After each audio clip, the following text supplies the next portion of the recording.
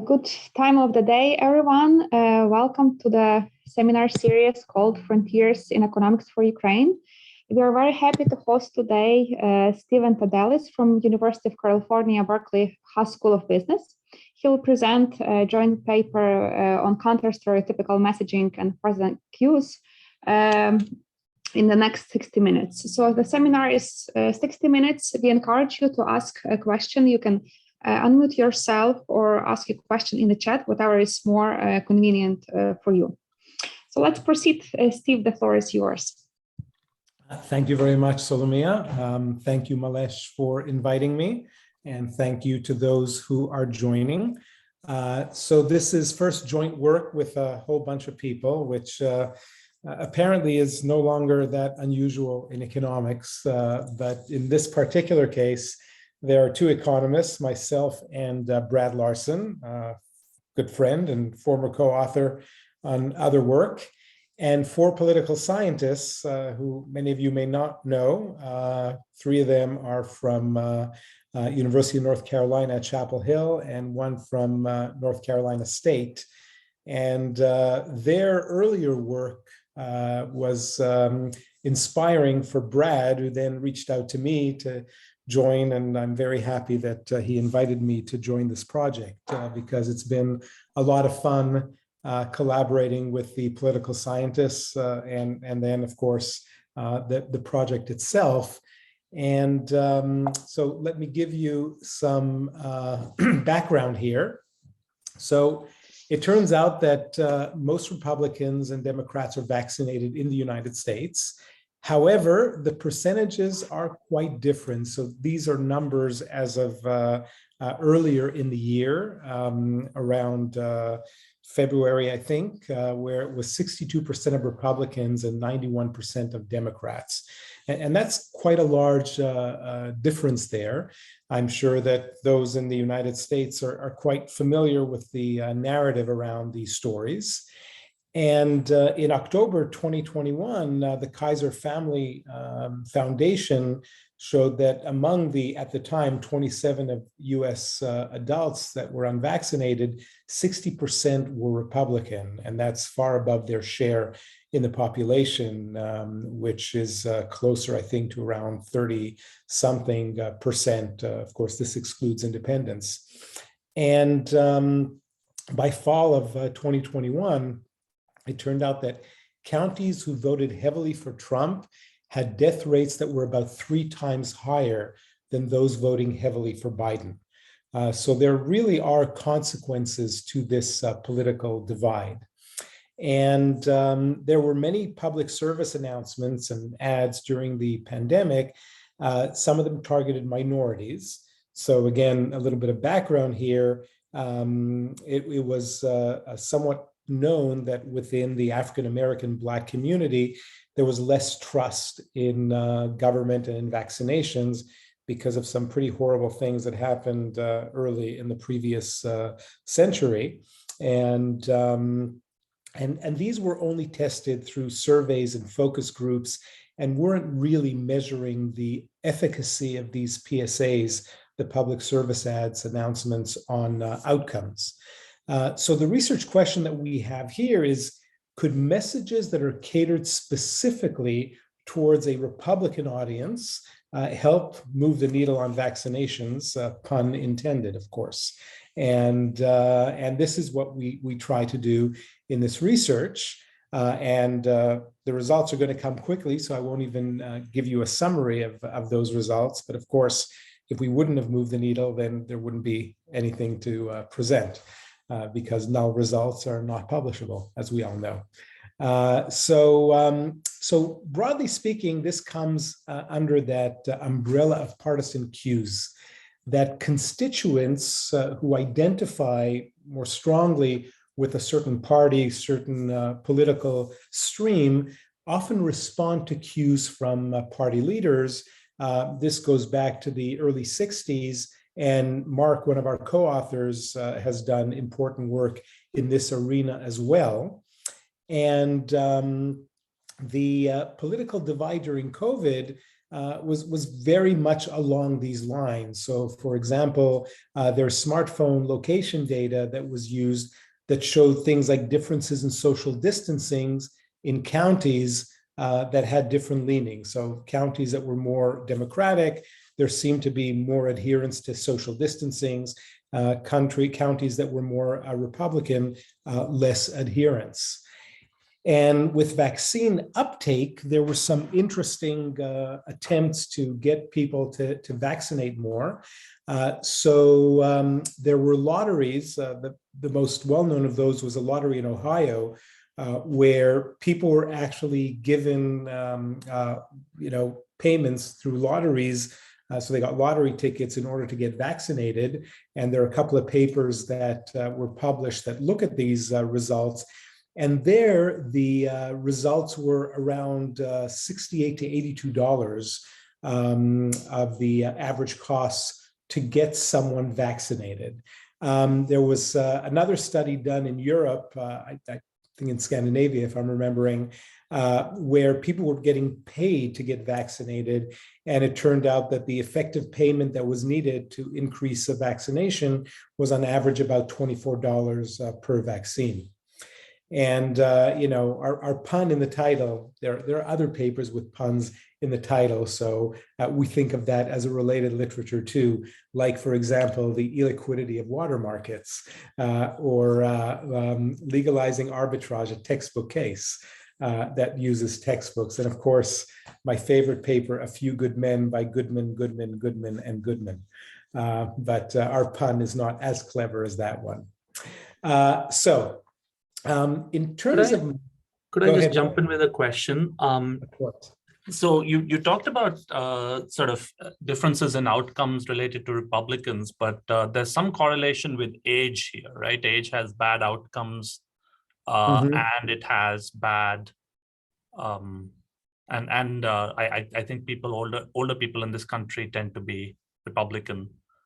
So is that a confound? Will you? So I don't recall in those studies that we cite how well they controlled for that.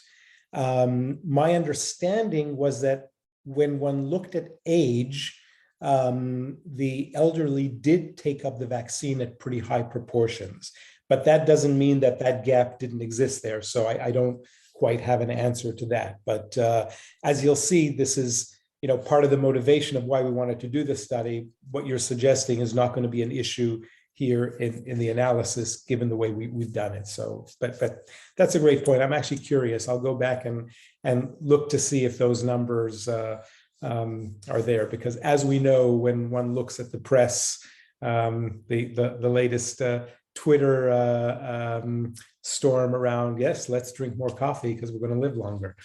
So good point, Malesh.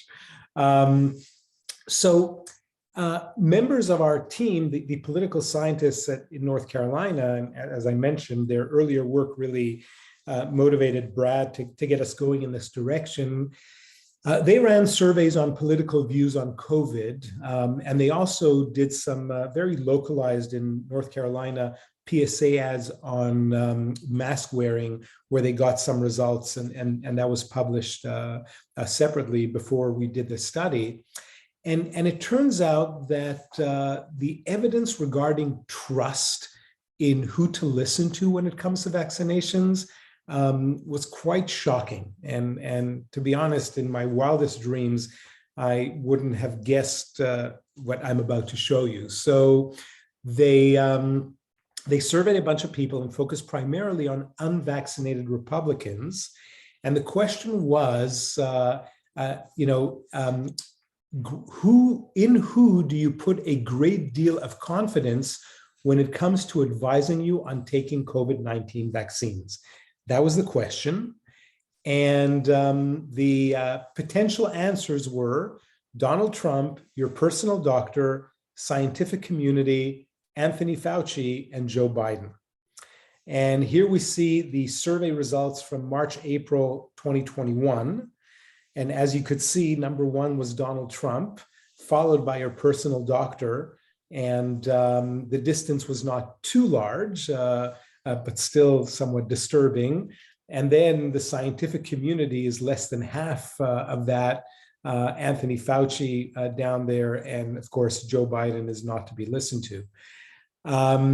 What was even more striking is looking at the same survey done in August, September 2021, where Donald Trump held his lead, and even increased by 1%, but the trust in your personal doctor dropped from 35 to 23% in that survey. And that, of course, was quite astounding. And in the scientific community, it dropped from 16 to 11%. And of course, when one looks at these numbers, aside from being a little bit depressed, another message that seems loud and clear is that political leaders shoulder a very important responsibility in messaging to their constituents, because if the majority of trust is in these political leaders, that means that they could really have an impact on people's behaviors.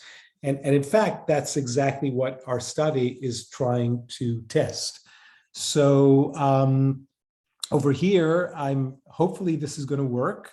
And I will show you the ad that we put together. So what we did is we followed this idea from political science of partisan cues, and what we also call what is also called counter-stereotypical messaging. So again, to put this in historical context, I'm sure many of you are familiar with the term, "it takes a Nixon to go to China." And the whole idea there was, Nixon, who was hard on foreign affairs, hard on communism, when someone like that says, okay, let's open talks with Chinese, then there's a lot more credibility to the hawks. It's like, oh, this is one of us. We didn't expect that.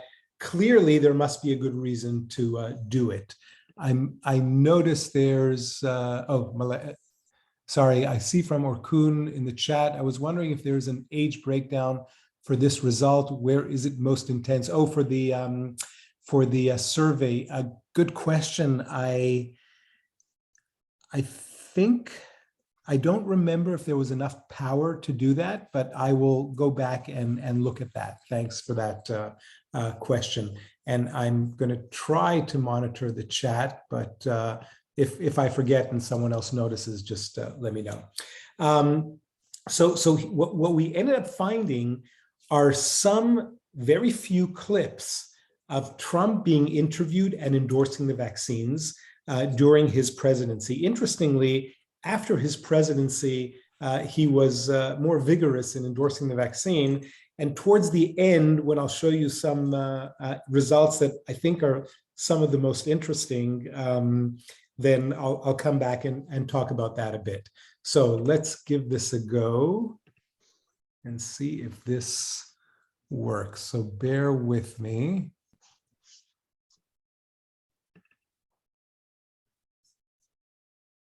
Okay, in that case, maybe I'll just go to a web page. Hold on. There are the ads. Donald Trump is urging all Americans to receive the COVID. Hold on, I know you can't see this, so let me switch my my screen share. So give me a second. I thought it was going to work within the ad, but it didn't. So, okay, here we go.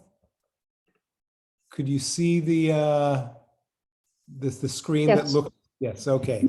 And I think, and were you able to hear the music and talking when it was on? Yes. Okay, great. So now I'm running the exact PSA that we created. Well, of course, videographers created it, but here it is. Donald Trump is urging all Americans to receive the COVID-19 vaccine. I would recommend it, and I would recommend it to a lot of people that don't want to get it, and a lot of those people voted for me, frankly. Both Trump and former First Lady Melania Trump did receive their vaccines privately in January at the White House.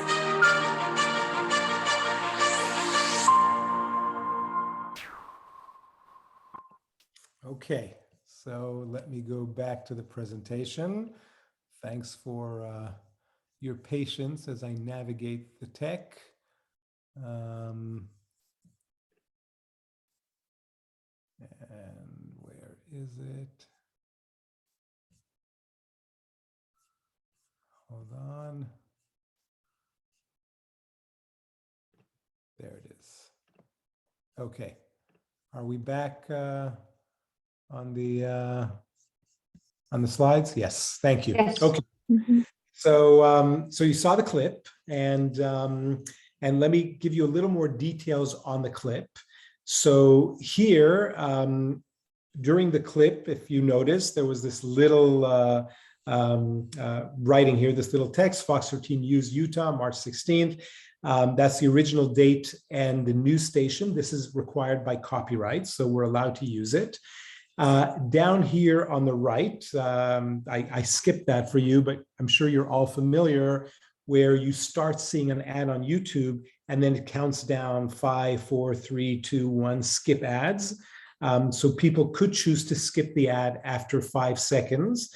And then finally, down on the right corner, on the left corner, sorry, there was a link that had a landing page to the original Fox News story.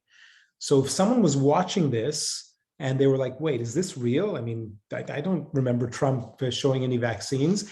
And then they noticed this little link, they could click on it and that would take them to the Fox News station. They would be able to see that news story and really verify that this is a true story and not fake news. So this is the ad that we created. And one of the things that was to our advantage, you know, as the old saying goes, when you have ties, you don't need connections. My friend and former colleague, Hal Varian, who's the chief economist at Google, connected us with some folks within YouTube. So we were able to get a lot of support in making sure that we design things correctly, and then use all the YouTube metrics that typically any advertiser could use, but we had some good guidance in order to use those metrics. And later in the analysis, I'll show you some of the ways in which we think there's some interesting patterns in those metrics. So what we exactly did in the ad campaign is as follows. We selected a little over 2,000 counties that had low vaccination rates, below 50%. And we truncated them to be counties below 1 million residents. So they're on the smaller side. Larger counties are typically urban, and there the vaccination rates are significantly higher. So we targeted an area where we believed, okay, there's a hope that if we are able to get an effect, this would be where it is. Then we randomly assigned half of them to treatment and half of them to control. The important thing that I will come back to, as you'll see, is that treatment does not mean you're getting ads. Treatment means that you're eligible to get ads.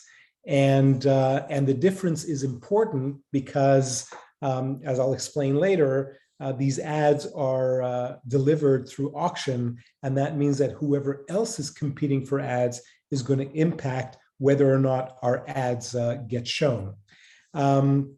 We spent close to $100,000, about $96,000, and the campaign ran in the last 2 weeks of October. We got close to 12 million ads that were, put in front of people. Not all of them watched them, of course.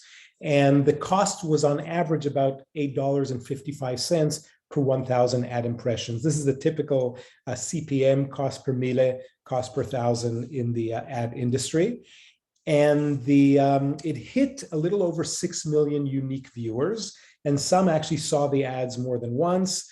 We had about 52% on phones, 30% on TVs. I don't know what your priors were, but I was a bit surprised that 30% of our ads actually went to people who are watching YouTube on their televisions. 13% on tablets, about 4% on computers. We have a few other breakdowns. And the ad played on about 150,000 distinct YouTube channels. So to give you an idea what we mean by YouTube channels, These are picked by the Google algorithm, right? We don't have control. You could see the channel that got the most impressions, a little over 200,000, was Fox News. Then Forbes Breaking News was second in quite a distance here. You see YouTube Movies, NBC News, MSNBC, so even heavily left-wing viewers were able to see this. Here's Fox Business. Further down here, Glenn Beck, Saturday Night Live, and so on and so forth. So, you know, like most things, we have that classic long tail distribution. And this basically shows that variation. And like I said, there are over 150,000 channels that were on YouTube.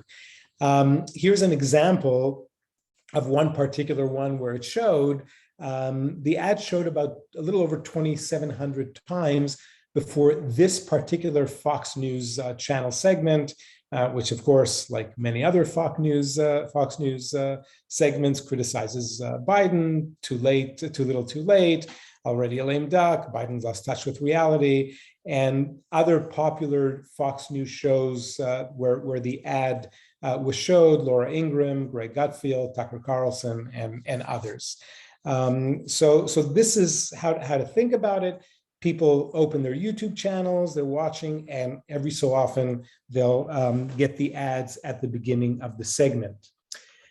Now, remember that I told you that we didn't have control over who sees the ad and over whether or not they see the ad. The only thing we could control is the budget that we are allocating to the advertising campaign. And the auctions are then determining whether or not our ad will show compared to some other ad. So the way this is done, you set a budget on Google, and we have Google bid on our behalf. Now, it's true that you could actually choose to put more parameters on your bidding. You could choose not to let Google do the bidding. You could set bidding parameters, but you know, many of you may know this, but most advertisers actually use the automated bidding algorithms on Google, on Facebook, et cetera. As some of you know, I've done other work on digital ad campaigns, and this typically is how advertisers use it. And truth be told, it's, you know, unless you're doing a very long-term, large scale, the likelihood that you're going to be able to do something sophisticated on your own is quite low. So that's the approach that we set. Our target, right, each advertiser's bid is determined by a target CPM, a target cost per 1,000 ads. And we chose $10, and our average realized cost, as I mentioned earlier, was about $8.55. The other targets that you could use are target by age, gender, income, and so on. Our primary target was by location, because we wanted to do a RCT, which is what we did, and we decided that our level of randomization is going to be on the county level. So that's the second target that we used. And after a few days, we added an age target, because it turns out that YouTube is watched by a lot of young people. And you know, there's also some anecdotal and semi-anecdotal research that younger people are less responsive to getting the vaccine, and they don't care as much about the vaccine. So we felt that those dollars are being somewhat wasted. So at a later stage, we excluded the 18 to 24-year-olds and kept bidding on the 25 and older population. And the thing to realize is that Google's algorithm decides which ads are more likely to win an auction for a given user. And that's based on predictions on user engagement, because of course, you know, Google wants people to click and be engaged and so on and so forth. So we have some less control over what's going on in this RCT than one would typically like. But importantly, the fact that we're setting a budget and letting Google bid on our behalf, and that Google is using an algorithm based on engagement, and then of course there's the competition by other advertisers, it means that the number of our ads varies wildly across counties. So the treatment is not uniform. And, on one hand, it's a bit of a bummer because in a clean RCT, one would like to have clean treatment, control, and moving on. But as we know, one could take advantage of the fact that we have difference in intensity of the targeting, and we could use that, and we will use that in some of our analysis. So as a prelude, we're going to first do an intent to treat simple RCT, which was our pre-registered plan, but not anticipating some of these complexities. We then later did a variety of other analyses that are all consistent with the main results. So here you could sorry, see. Steve. Yes. There's a I couple have of one questions. question from, yes, Please, it's from go ahead. Mm-hmm. Great, thanks. I wanted to ask you a little bit about this target. So the counties that had lower vaccination rates, so this is the first, and the second is the timing. So on the first one, you're showing almost like a political figure to perhaps regions that have certain political leanings. Could this have impacted a little bit the reaction? Oh, so this was intentional, right? Okay. Because we know that the population that is more resistant to getting vaccinated are the Republicans, right? We know that our, partisan Q/counter-stereotypical messaging should come from a political leader from that side of the aisle. Hence, those are the counties where we expect to be most effective if this quote unquote theory, I mean, it is a theory in political science, is effective. So yes, okay. that was intentional. Perfect. And the second, are there perhaps certain traits of these subsamples, urban versus rural, income, education, certain things that set them apart from a general population? This is yes. And so the answer is yes. And recall that we also excluded counties above 1 million because those are heavily urban. Yeah.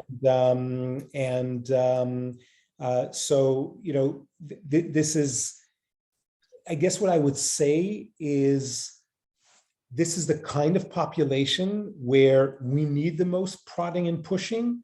And the question is, could we actually get an effect from using these partisan cues?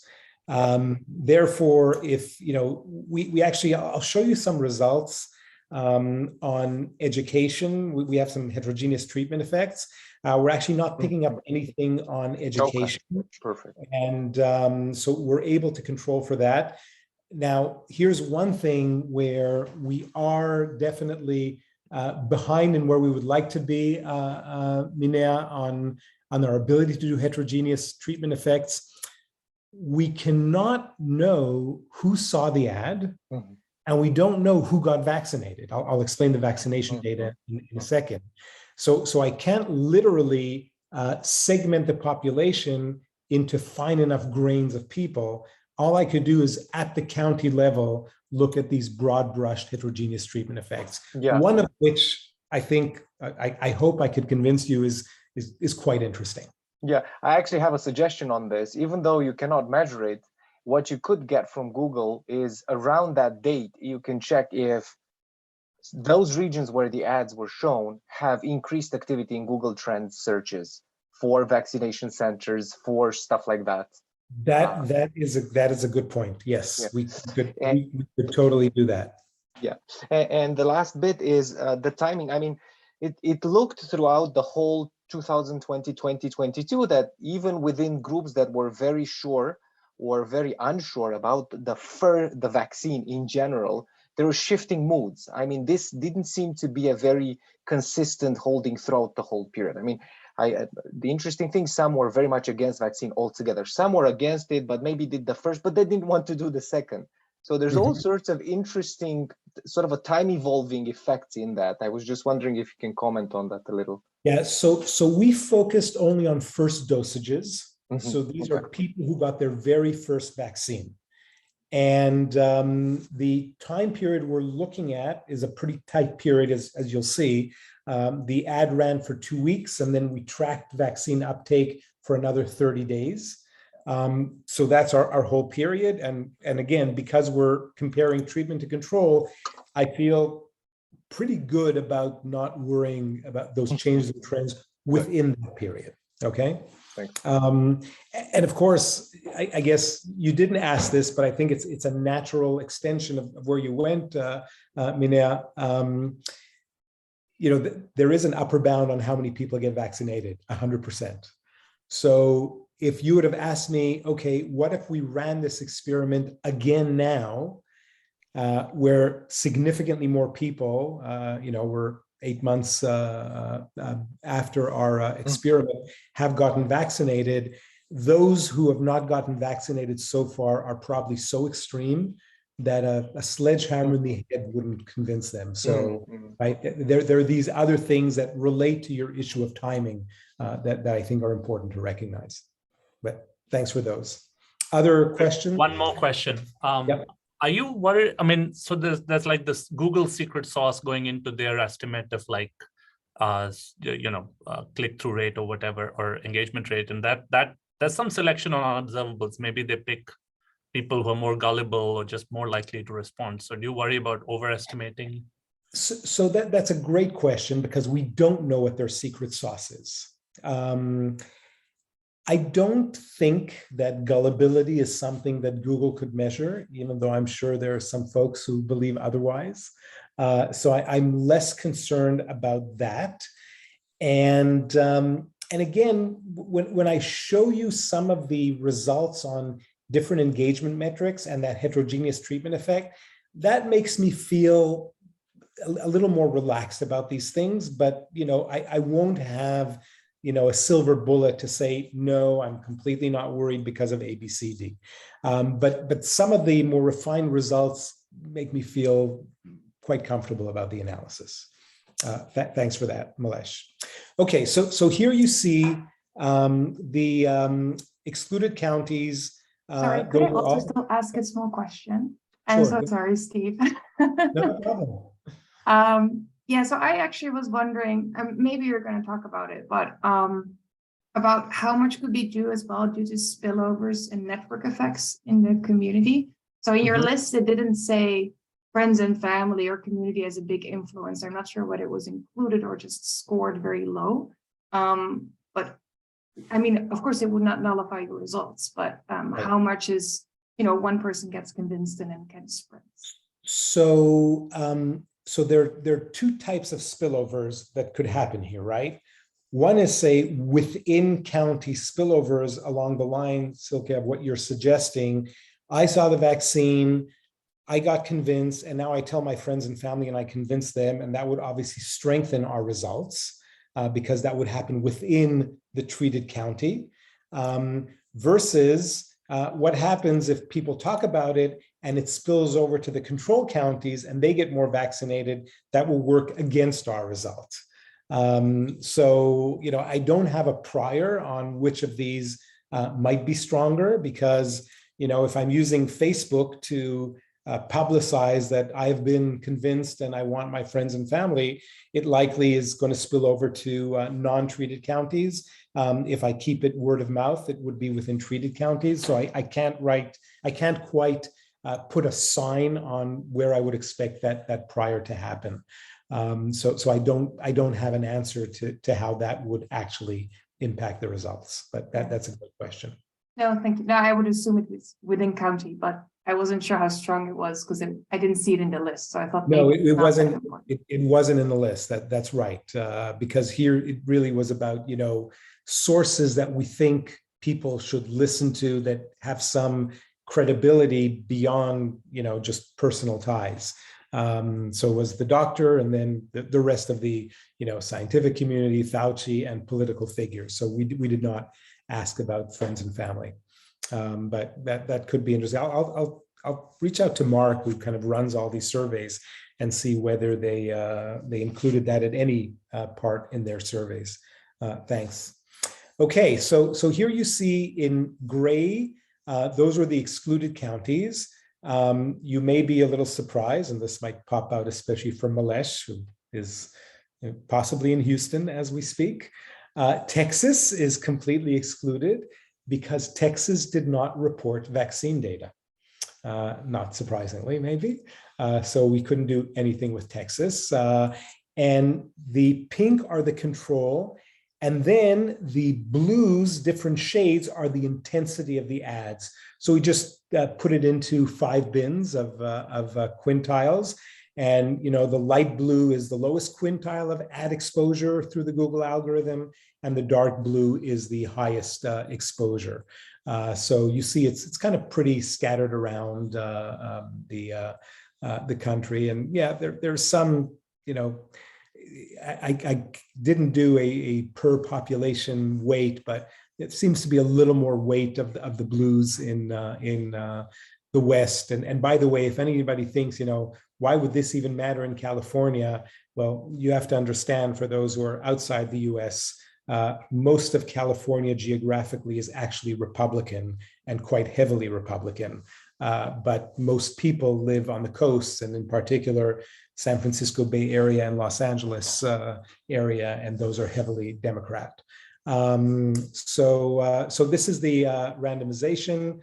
Here you see very quickly some summary statistics. I won't Steve, go ahead. Borkun is asking if the intensity of ad exposure is randomized. I think so the intensity is not randomized because that is what the Google algorithm drives, right? So we have no control over which counties got more ads versus less ads.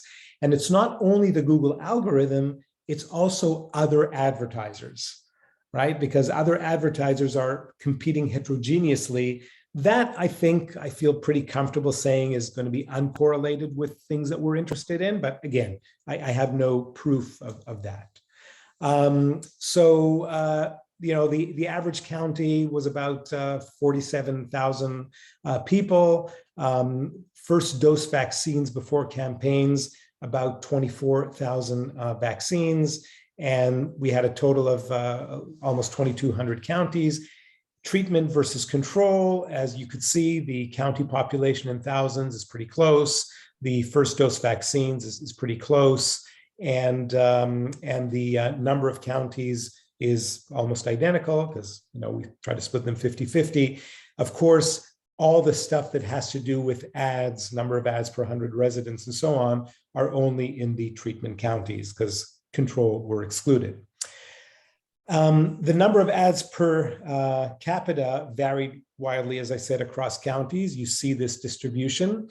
There were, I think, 6 counties that actually received 0 ads out of our 1,080-ish. And here again, you see that long tail distribution. This is the frequency and the number of ads here. So the other thing that we didn't anticipate, and more importantly, there was a trend here that we realized we have to control for. So if you look at below median population, above median population counties, the number of ads per 100 residents is a little different. So again, larger counties, this may be because of education. This may be because of more less rural in some ways, so more engaging with YouTube or stuff like that. So there are some things that we need to control for above and beyond the simple RCT.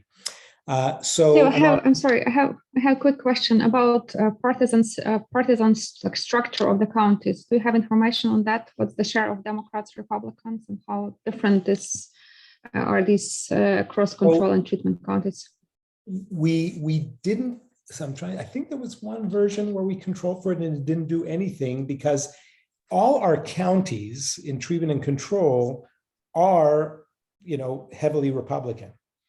Mm-hmm. So in a way, just by our initial cutoff of smaller counties below 50% vaccination, that's already putting us in Republican territory.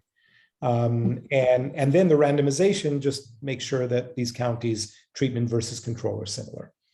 Okay. Mm-hmm. Yeah, I was just wondering whether, like, Republicans, you can say that Republicans are more, affected by your treatment compared to those counties that was our conjecture moving into here, right? Right. I wouldn't use a Trump campaign in San Francisco to try any kind of perception.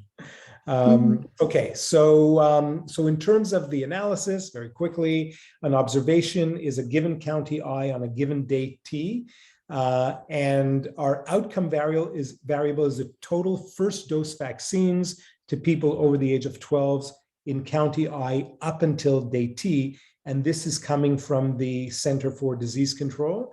One is treat I is 1 if a county is assigned to treatment.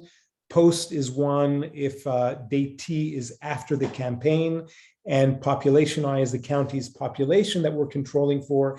There were different trends as well in vaccination take-up based on population, which is why it was clearly something that we needed to control for.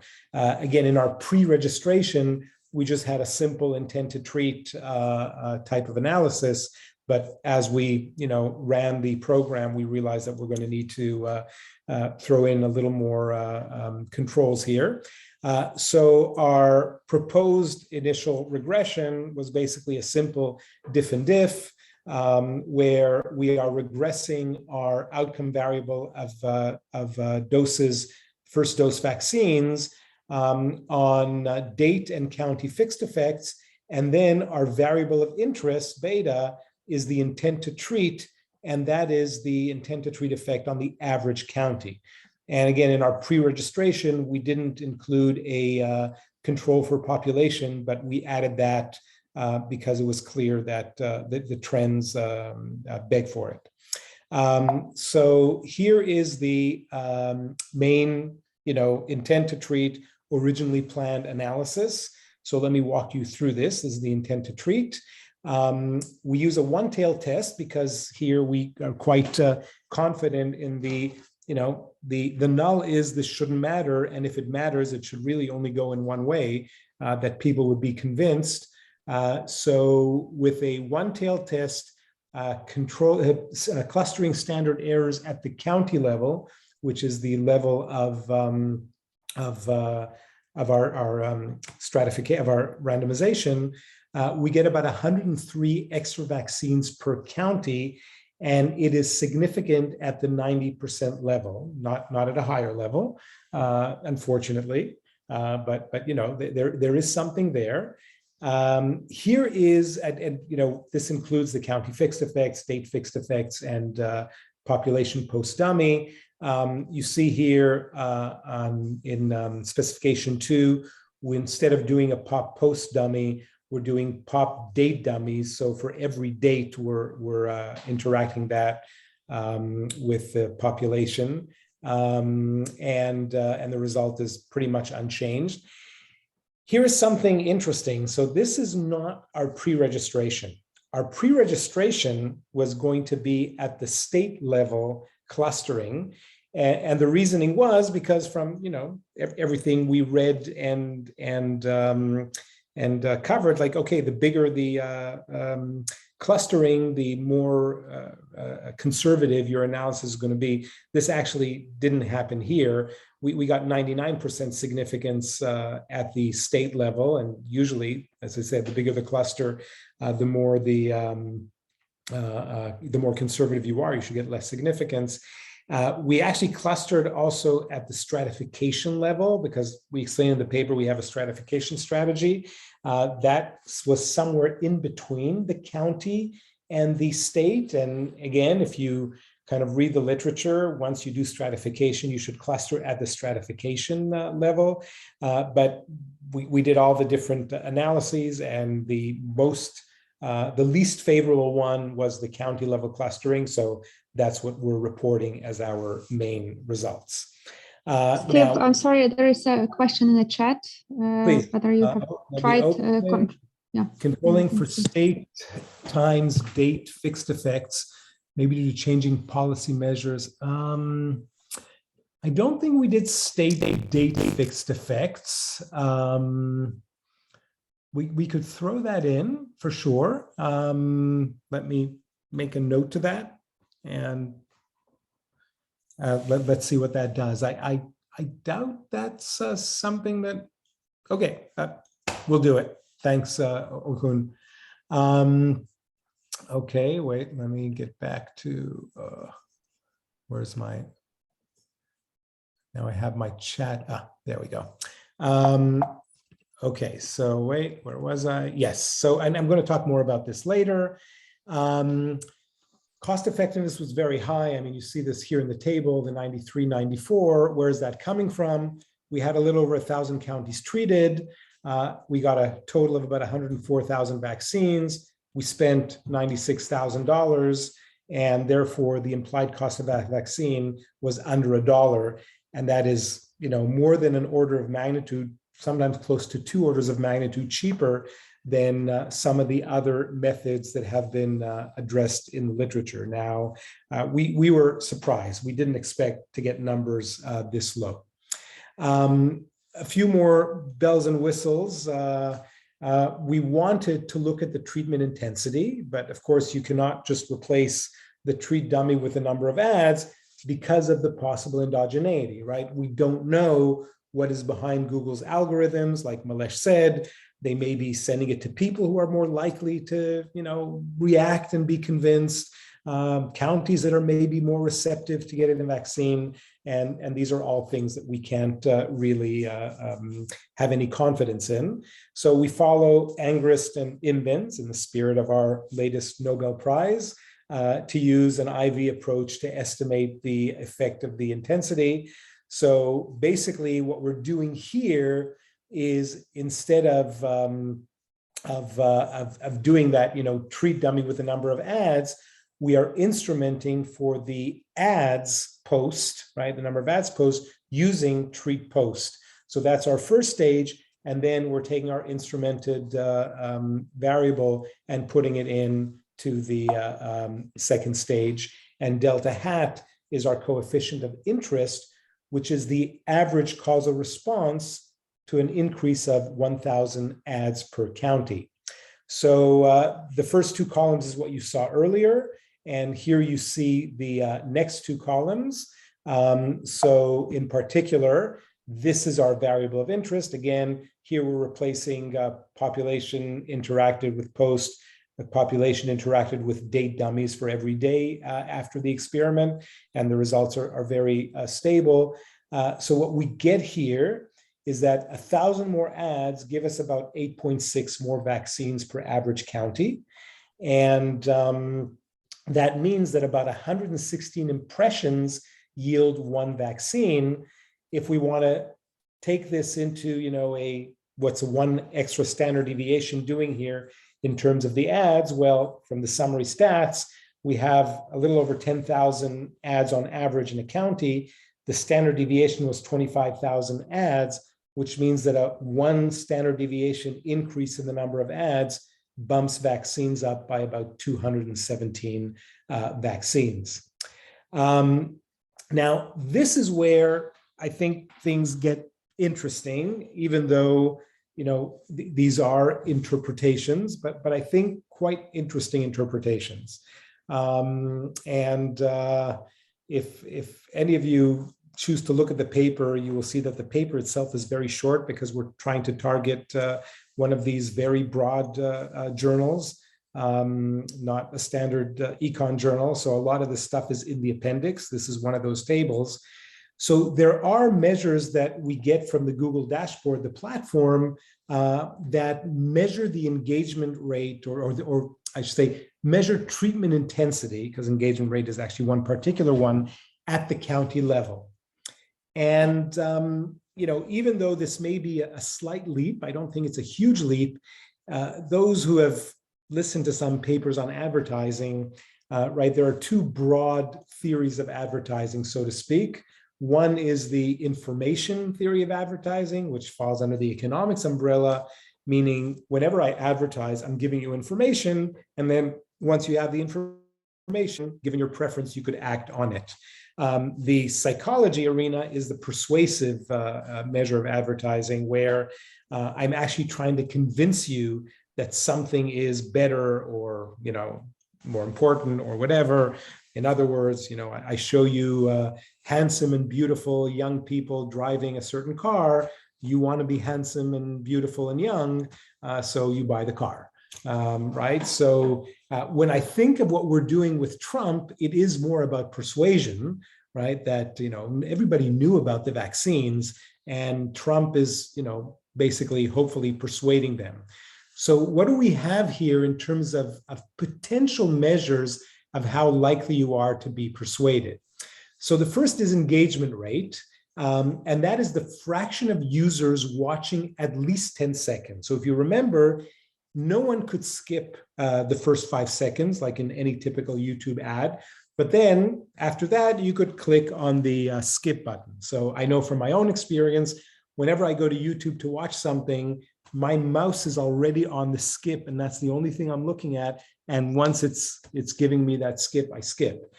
So we see that if a 1 standard deviation increase in engagement rates was a little more than 8 additional vaccines, then the second measure is view rate. This is the fraction of users watching the full ad. Now, again, one could argue that, well, people click on the YouTube channel, the ad pops open, well, they get up, they go, they watch TV, they make themselves a cup of coffee, they come back, they're not at all engaged with the ad. That, of course, would suggest a null result, but here, as we see, the result is even stronger at a little over 12 extra vaccines. The next one is huge. And indeed, this is what we'd expect to be the most important one, and this is the click rate. If you remember, at the bottom left of the ad, there was a link to the webpage of the original Fox segment that aired Trump promoting the vaccine. And when you had 1 standard deviation increase in the click rate, that resulted in almost 100 extra vaccines. And I think that's quite convincing that, well, these are people who saw this and, wait a minute, is this really true? I need to check that. They check that, like, wow, this is true. And that seems to have a big impact.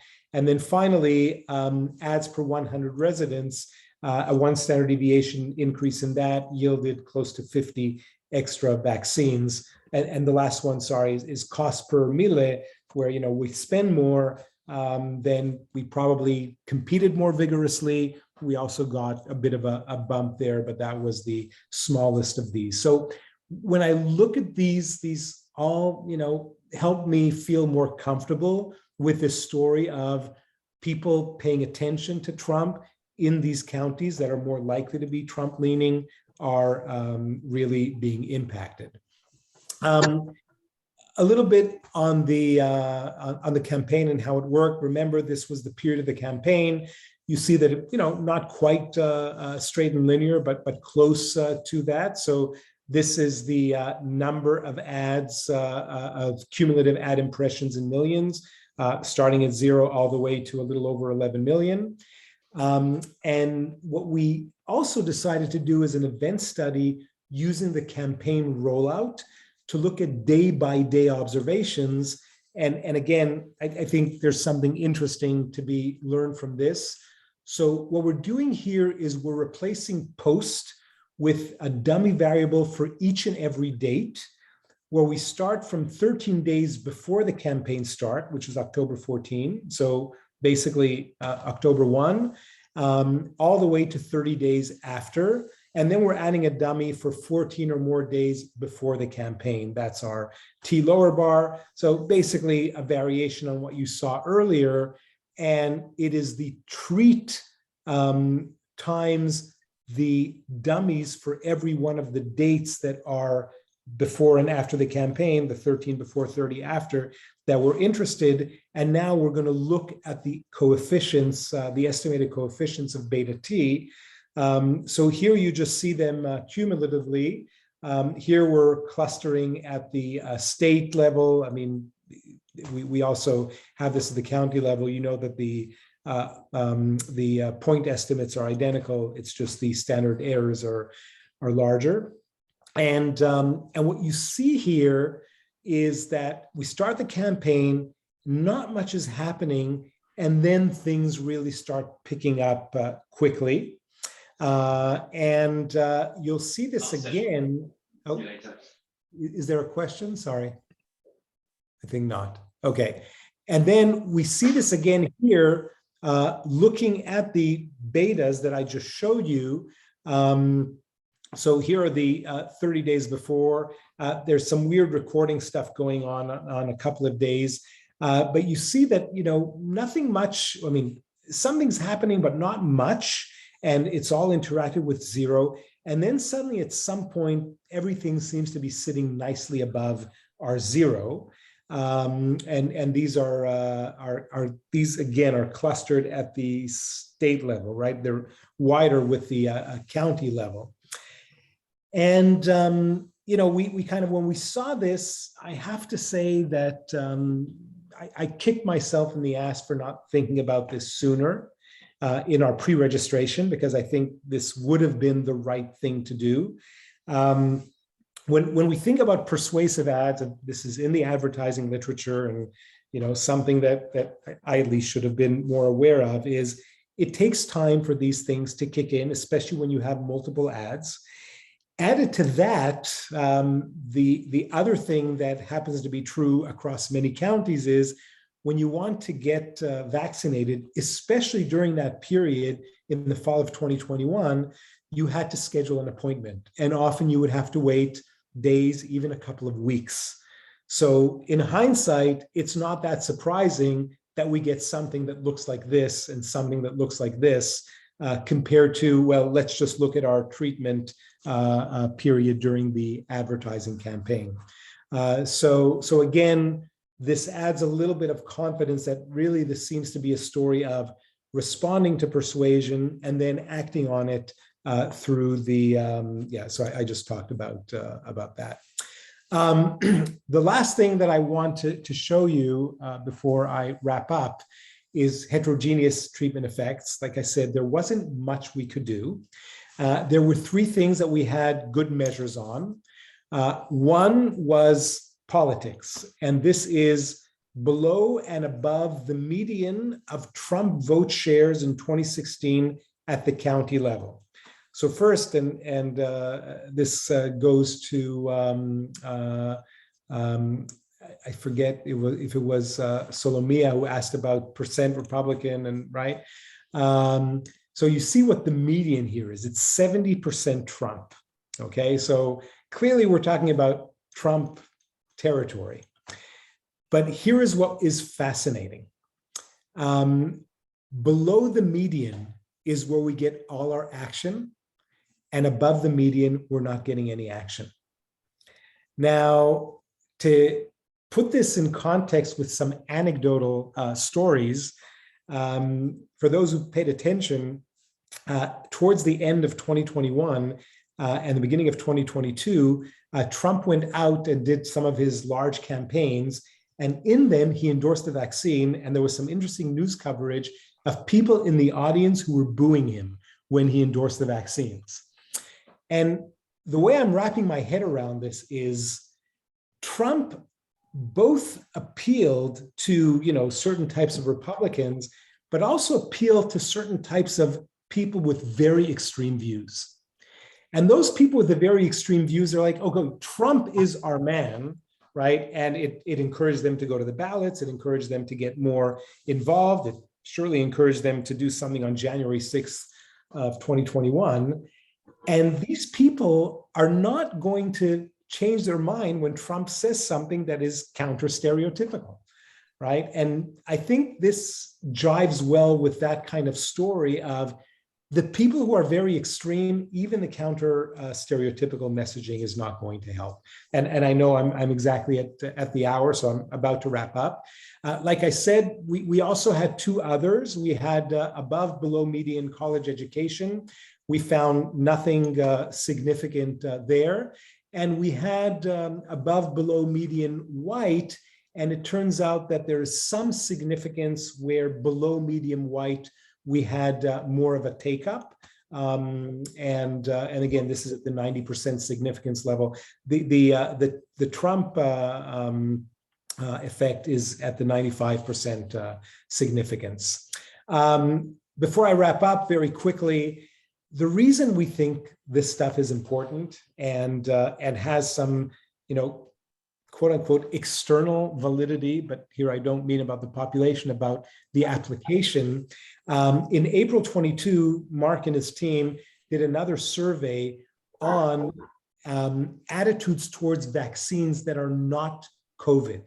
So question, did you get a seasonal flu vaccine this year? Blue Democrats, red Republicans. Do you agree that it's good for most healthy adults to get a flu vaccine? Democrats, Republicans. Agree that it's important for children to get recommended vaccines? Democrats, Republicans. And would you get a new vaccine for an adult as soon as they are available? Democrats, Republicans. And there was a New York Times, I think, or Wall Street Journal article that actually looked at vaccine attitudes before Trump versus after Trump.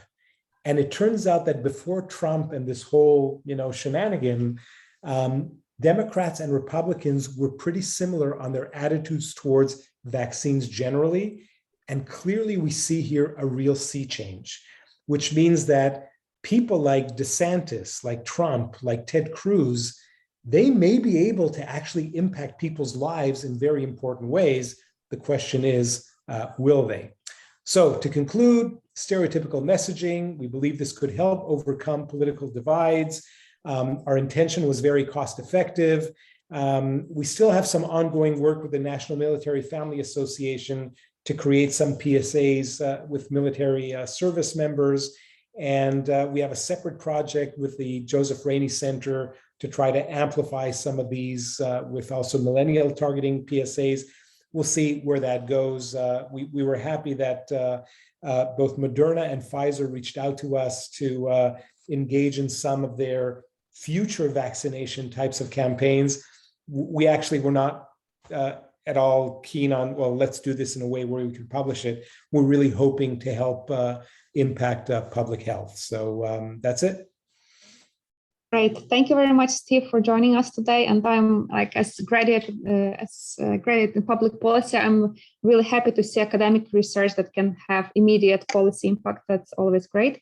So I know we are short on time, right? We finished our official part of the seminar, but if any of you have additional questions, please stick around and we will continue in informal discussion of the paper. Thank you very much, Solomia.